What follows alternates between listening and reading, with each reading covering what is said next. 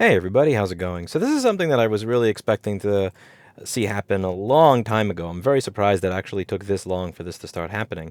But it looks like San Francisco property owners are fighting their taxes as a result of what happened last year. It says the city's slow rebound has businesses appealing their assessed values.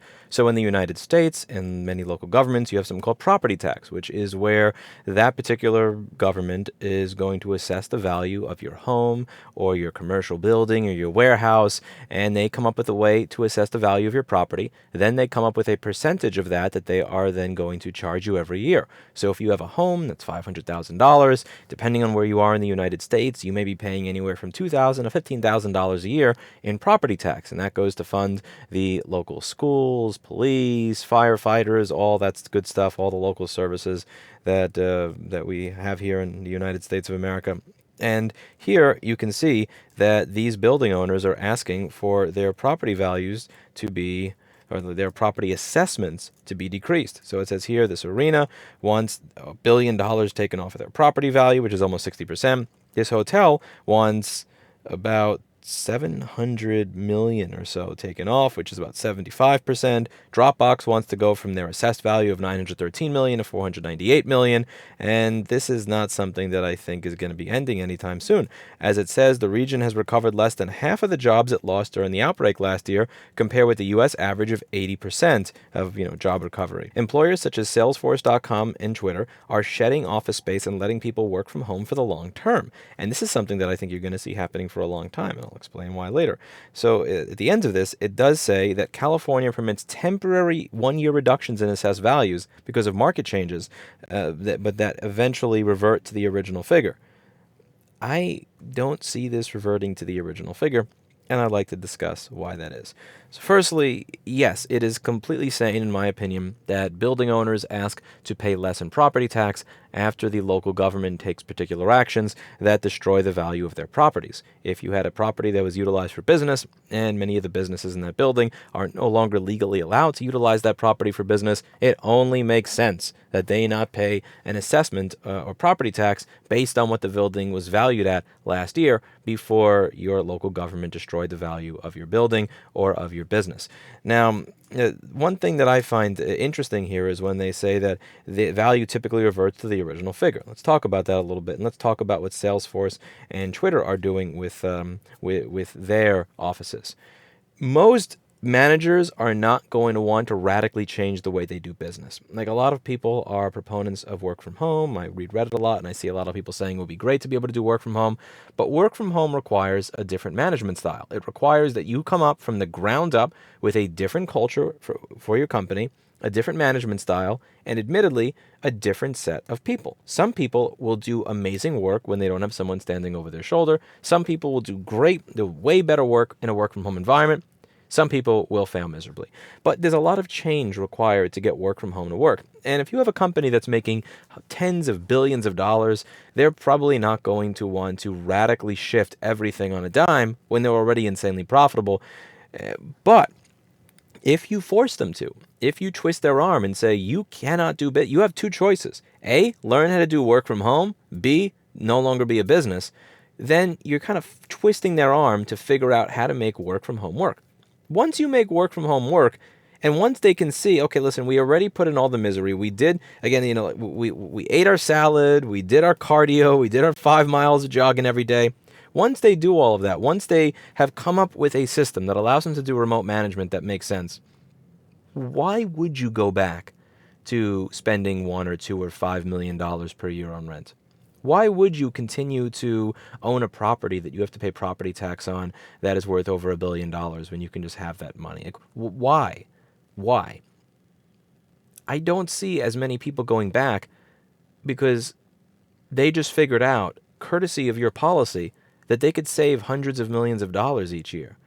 Businesses that may have been paying $800,000 a year in office space may now only have to pay for $10,000 a year in office space. And once they realize, wait a second, so we survived the last year. Our balance, our net profit wasn't really affected. Everybody's getting along just fine now that we've made all these changes. Why would we go back? So I think it's going to be really difficult to convince people to go back to the old way of doing things completely, to the point where the bubble you had before fully made sense. And again, this is something that I think really does need to be pointed out. At the very least here in New York City, even before COVID happened, everything was insane.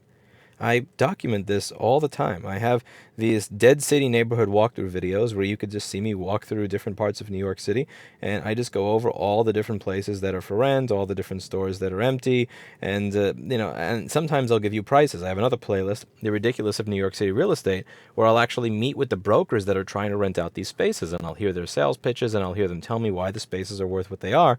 This is a space that's approximately the size of my existing store. This is $75,000 a month. Not a year, not a decade, a month. $75,000 a month. There was another one over here that was $25,000 a month.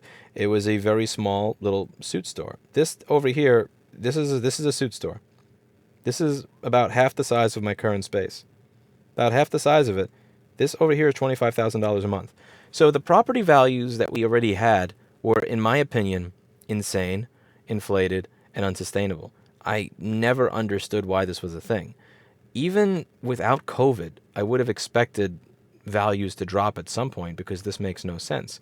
$500 to $600 a square foot makes no sense. Nobody can do sustainable business like this, and it's obvious by the amount of vacant spaces that is the case. But now that the government has forced people to come up with systems that allow them to work from home and spend less on real estate, I don't see this trend changing anytime soon. Now, the article does make mention of the fact that there is a $6 billion general fund, and this is only going to cost them about $598 million so far. Yet, it did say that there is a 25% increase in the amount of people asking for reassessments on their property tax. And I'm sure as news of this continues to spread, and if they do grant them now, that will mean there are more of them granted into the future because more people are going to read about this, more news will get posted about it, more people will realize that they could be saving money. And I kind of wonder if this is something that's actually going to hit their pocketbook. Is this going to be something where the loss of money from the buildings being devalued will hit the city?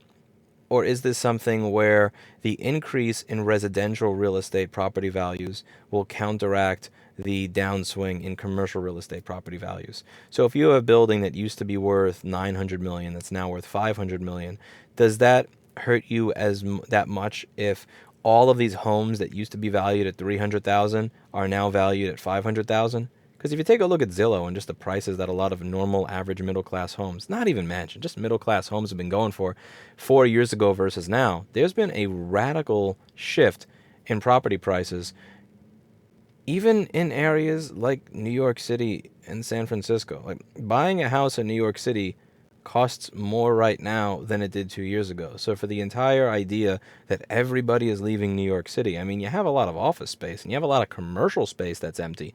But when it comes to actual houses, the market is as hot now as it's ever been. The prices have not come down at all.